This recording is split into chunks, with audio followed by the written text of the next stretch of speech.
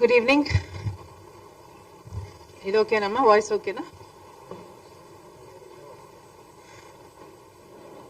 Okay. ఇది లేకపోయినా పని చేస్తుంది కదా. You can still here what I'm saying. ఇది ఉండాలనా?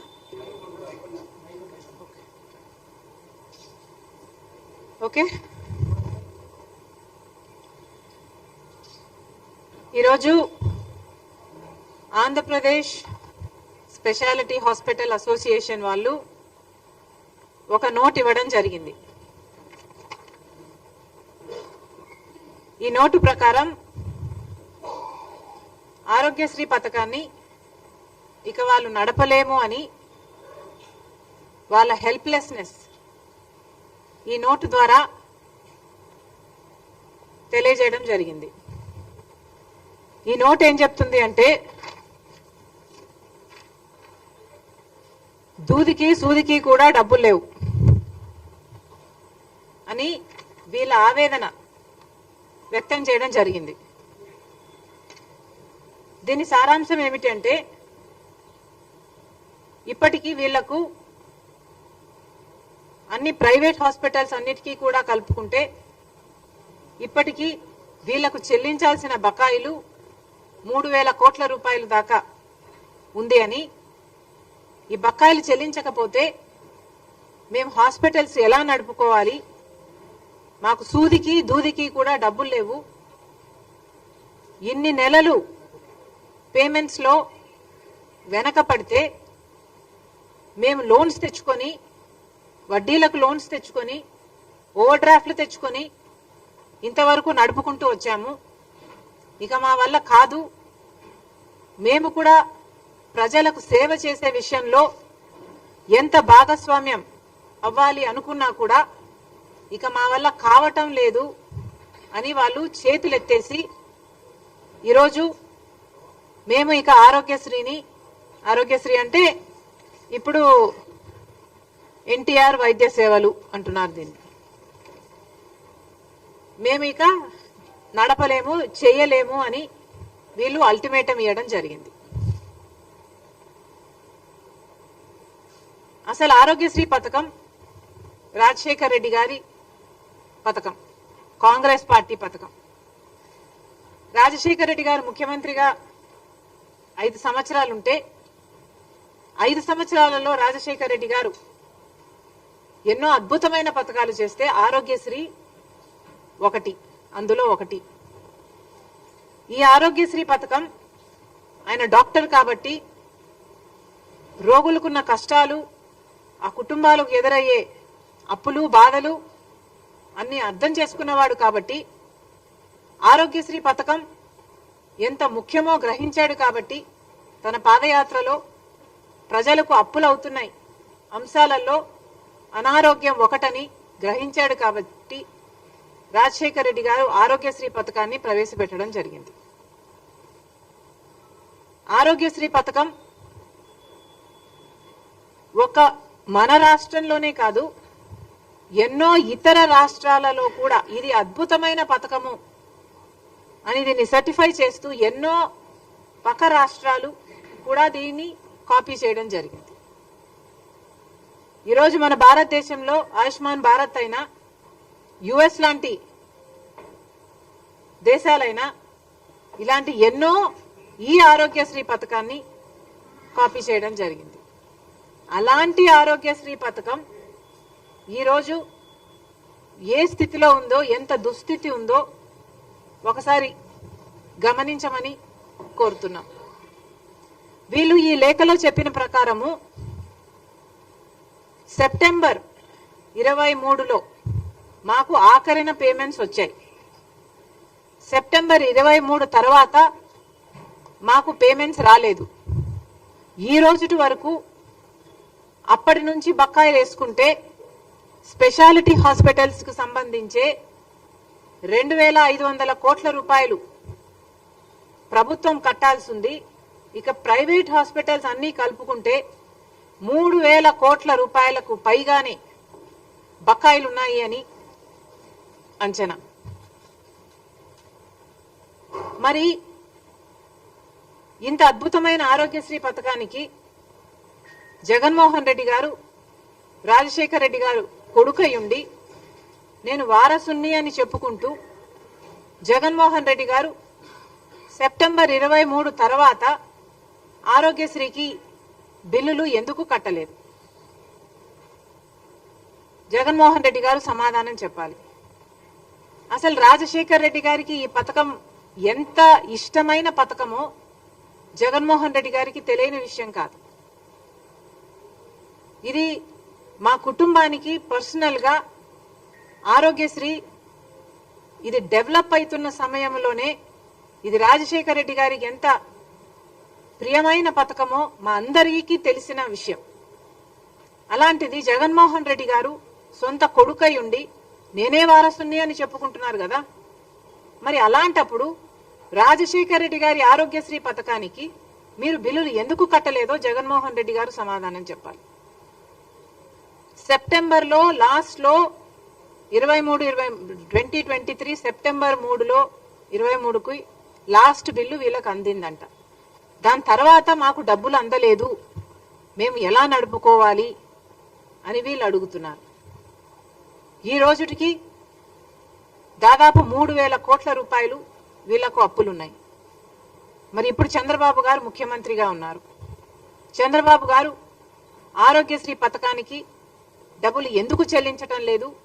ఈ అసోసియేషన్స్ వాళ్ళు మీ దగ్గరికి వచ్చి వాళ్ళ గోడు చెప్పుకొని ఆరోగ్యశ్రీ CEO దగ్గరికి వెళ్ళి మల్టిపుల్ టైమ్స్ మా గోడు చెప్పుకున్నా కూడా మమ్మల్ని అర్థం చేసుకున్న పాపాన పోలేదు.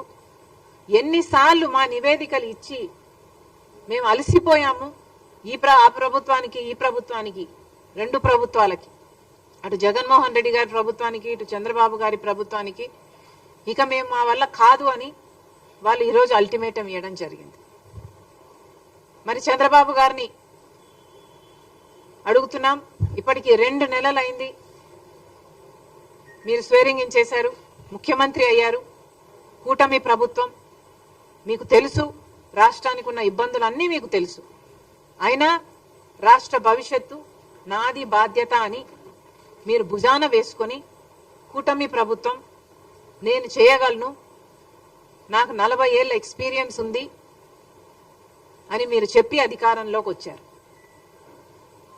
భవిష్యత్తు బాధ్యత నాది అని మీరు చెప్పి అధికారంలోకి వచ్చారు. మరి కూటమి ప్రభుత్వం మీద అయినప్పుడు, ఎన్డీఏ ప్రభుత్వంలో మీరు ఉన్నప్పుడు ఇక్కడున్న మీ ఎంపీలే కాదు, ఆఖరికి వైసీపీ ఎంపీలు కూడా ఎన్డీఏలోనే ఉన్నారు. అందరూ కలిస్తే 25 మంది ఎంపీలు. బీజేపీ పార్టీ మన ఎంపీలను వాడుకుంటుంది. మరి ఇలాంటప్పుడు మనకేం చేస్తున్నారు వాళ్ళు? మనకు కనీసం ఆరోగ్యశ్రీకి కూడా బిల్లులు ఇచ్చుకోలేని స్థితిలో మనం ఉన్నాము. ఉంటే ఎన్డీఏ ప్రభుత్వం ఏం చేస్తుందో చంద్రబాబు గారు, బీజేపీ పార్టీ సమాధానం చెప్పాలి. మళ్ళీ చెప్తున్నాం, ఆరోగ్యశ్రీ పథకం అన్నది అద్భుతమైన పథకం. ఎవరు మొదలు పెట్టారు అన్న విషయం పక్కన పెడితే, as a scheme Aarogyasri is an excellent scheme. దేశ విదేశాలలో ఎంతో మంది దీన్ని మళ్ళీ ఎమ్యులేట్ చేయడం జరిగింది. కారణం, ఇది ఎంతో మంది పేద ప్రజలకు ఆసరా ఇచ్చే పథకం కాబట్టి ఈ ఆరోగ్యశ్రీ పథకాన్ని రక్షించాల్సిన బాధ్యత ప్రతి నాయకునికి ఉంది, ఇర్రెస్పెక్టివ్ ఆఫ్ పార్టీస్. ఎవరు అధికారంలోకి వచ్చినా కూడా.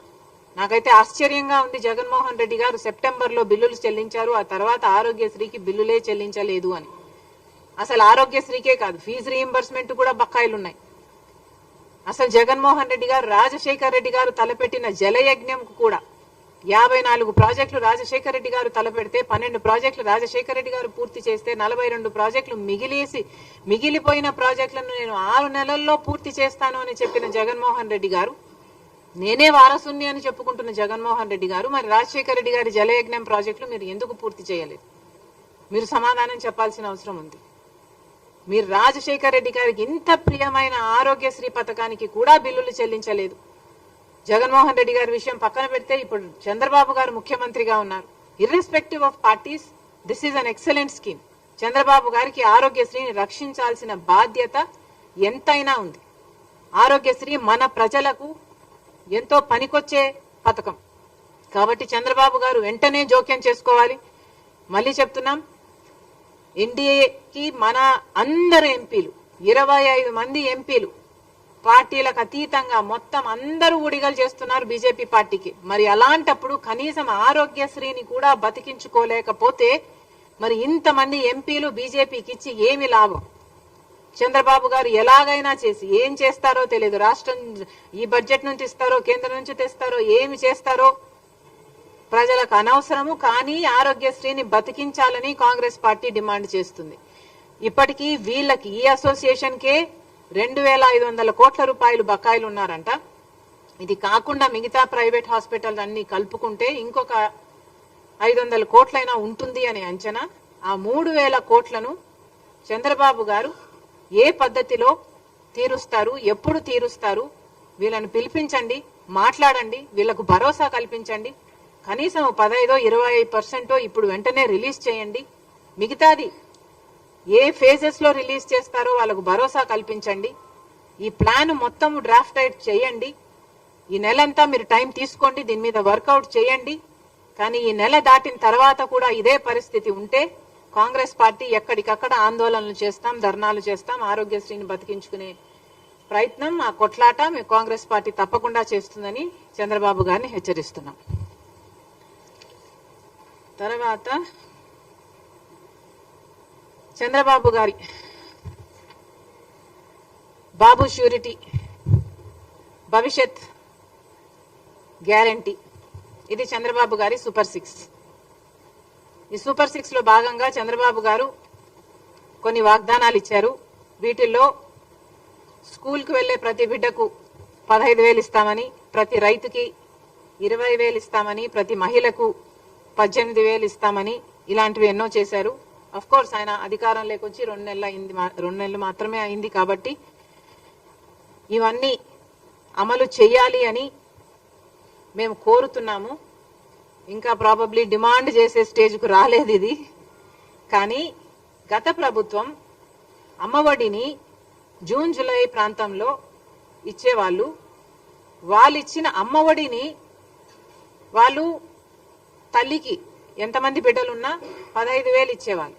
కానీ చంద్రబాబు గారు ఎంతమంది బిడ్డలుంటే అంతమందికి 15,000 ఇస్తామని చెప్పారు.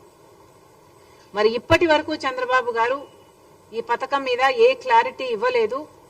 లోకేష్ గారు అయితే ఈ పథకం ఈ సంవత్సరం జరగకపోవచ్చు అని కూడా మాట్లాడుతున్నారు. కాబట్టి ఏ మాత్రం అవకాశం ఉన్నా ఈ పథకాన్ని వెంటనే అమలు చేయాలి అని డిమాండ్ చేస్తున్నాం. ఎందుకంటే మీరు చెప్తున్న సాకు ఇప్పుడు డేటా లేదు, మీ దగ్గర ఇన్ఫర్మేషన్ లేదు అని చెప్తున్నారు. కానీ గత ప్రభుత్వం డేటా అయినా ఉండాలి కదా. గత ప్రభుత్వం పథకం మీరు ఫాలో అవుతున్నప్పుడు కనీసం ఆ మేరకైనా మీరు ఇవ్వాలి కదా. అంటే 1 చైల్డ్ పర్ ఫ్యామిలీకి 1 చైల్డ్ అయినా ఆ డేటా అయినా మీ దగ్గర ఉంటుంది కదా. Why not start with them? మళ్ళీ కొసరు ఏదన్నా ఉంటే మళ్ళీ మీరు యాడ్ ఆన్ చేసుకోవచ్చు. కానీ అసలే ఇవ్వకపోవడం, అది కూడా జూన్ జూలై ఈ మాసాలలో ఇస్తే ఆ తల్లులకు పనికొచ్చే పథకం ఇది. కాబట్టి చంద్రబాబు గారు ఈ పథకం తల్లి దీవెన, అదేనా, తల్లికి వందనం, ఈ పథకం కింద ఏ మాత్రం వీలున్నా కనీసం 1 చైల్డ్ కైనా ఇవ్వాలని కాంగ్రెస్ పార్టీ కోరుతుంది. అలాగే మహిళలకి ఉచిత బస్సు, దీంట్లో ప్రాబ్లం ఏమిటో మాకైతే అర్థం కావటం లేదు. సూపర్ 6 లో భాగంగా మీరు మహిళలకి బస్సులో ప్రయాణం ఉచితం అని మీరు చెప్పారు. మరి దీంట్లో విధి విధానాలు ఏముంటాయి?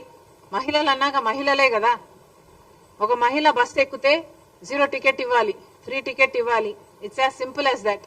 తెలంగాణ ప్రభుత్వము అధికారంలోకి వచ్చిన వెంటనే ఈ పథకాన్ని అమలు చేయగలిగినప్పుడు మీరు అధికారంలోకి వచ్చిన వెంటనే ఇదే పథకాన్ని, మహిళలకు ఫ్రీ టికెట్ ఇచ్చే పథకాన్ని ఎందుకు అమలు చేయలేకపోతున్నారో మాకు అర్థం కావటం లేదు. కనీసం ఇంత చిన్న పథకాన్ని కూడా అమలు చేసే ధైర్యం మీరు కనపరచకపోతే ఇది ఎలా అర్థం చేసుకోవాలో కూడా ప్రజలకు అర్థం కావటం లేదు. కాబట్టి కనీసం ఈ పథకం, మహిళలకు ఉచిత బస్సు అనే ఈ పథకమైనా వెంటనే అమలు చేయాలని కాంగ్రెస్ పార్టీ డిమాండ్ చేస్తుంది. తర్వాత రైతులకు ఏటా 20,000 ఇస్తామని చంద్రబాబు గారు చెప్పారు. మరి దానికి విధి విధానాలు అంటున్నారు. 80 లక్షల మంది రైతులు కనీసం మీరు జూన్ జూలైలో ఇస్తే వాళ్ళకి పంట వేసుకోవడానికైనా పనికొచ్చేది. అది ఇవ్వకపోగా, అది ఎప్పుడు ఇస్తారా అని రైతులందరూ ఎదురు చూస్తుంటే అది ఇవ్వకపోగా విత్తనాల కోసం కొన్ని చోట్ల లైన్లలో నిలబడుతున్నారు అని మేము అడిగితే మమ్మల్ని ఎద్దేవా చేశారు. సరే పర్వాలేదు, రైతులు కష్టాలలో ఉన్నారు, వరదలు వచ్చాయి, పంటలు చాలా మందికి నష్టపోయారు, దాదాపు 2 లక్షల ఎకరాలలో నష్టం జరిగింది. కనీసం రైతు 15,000 రూపాయలైనా ఎకరాకు ఖర్చు పెట్టుకున్నాడు. మరి వాళ్ళకి మీరు నష్టపరిహారం చెల్లించండి అని మేము అదే పనిగా వరద ప్రాంతానికి వెళ్ళి నీళ్ళ నెక్ డీప్ వాటర్లోకి దిగి మరీ హైలైట్ చేసినా కూడా చంద్రబాబు గారి కంటికి కనిపించలేదు. మరి అలాంటి రైతులని, వరద ప్రాంతాలలో మునిగిపోయిన ఆ పంటల్ని పరిశీలించినట్టుగా మాకు చంద్రబాబు గారు కానీ, పవన్ కళ్యాణ్ గారు కానీ, పురంధేశ్వరి గారు కానీ మాకెక్కడా కనిపించలేదు. సరే, మీరు పర్యటించకపోయినా కూడా మేము పర్యటించాం కాబట్టి మేము చెప్తున్నాము, మీరు కనీసం రివ్యూ అయినా పెట్టి ఎంతమంది నష్టపోయారో అంచనా వేసి కనీసం 15,000 అయినా ఇవ్వండి అని మేము కోరటం జరిగింది. మీరేమో 3,000 ఇస్తామని చెప్పారు. ఆ 3,000 ఎక్కడికి సరిపోతుంది, ఎవరికి సరిపోతుంది? ఒకసారి ప్రభుత్వం ఆలోచన చేయాలి. ఏది అడిగినా ఈ మధ్య చంద్రబాబు గారు మాటకు ముందే డబ్బులు లేవు, గత ప్రభుత్వం అప్పులు చేసి వెళ్ళింది అంటున్నారు. అప్పులు చేసి వెళ్ళిన మాట వాస్తవం కావచ్చు, కానీ అప్పులు ఉన్నాయి అన్న సంగతి చంద్రబాబు గారికి తెలిసిన విషయమే. తెలిసే కూటమితో జత కట్టారు కాబట్టి ఈరోజు ప్రజలు ఆశలు పెట్టుకున్నారు. బీజేపీ అక్కడ అధికారంలో ఉంది, మీరు కూటమి పెట్టుకున్నారు. 25 ఎంపీలు వాళ్ళకే బుడిగలు చేస్తున్నారు. కాబట్టి అక్కడి నుంచి డబ్బులు తెచ్చే బాధ్యత కూడా చంద్రబాబు గారిదే. ఇలా ప్రతిదానికి డబ్బులు లేవు అనకుండా చంద్రబాబు గారు ఏం చేస్తారో, ఎలా చేస్తారో ఏదో ఒకటి చెయ్యాలి. అన్ని పథకాలకు డబ్బులు తీసుకురావాలని కాంగ్రెస్ పార్టీ డిమాండ్ చేస్తుంది. Please subscribe .news.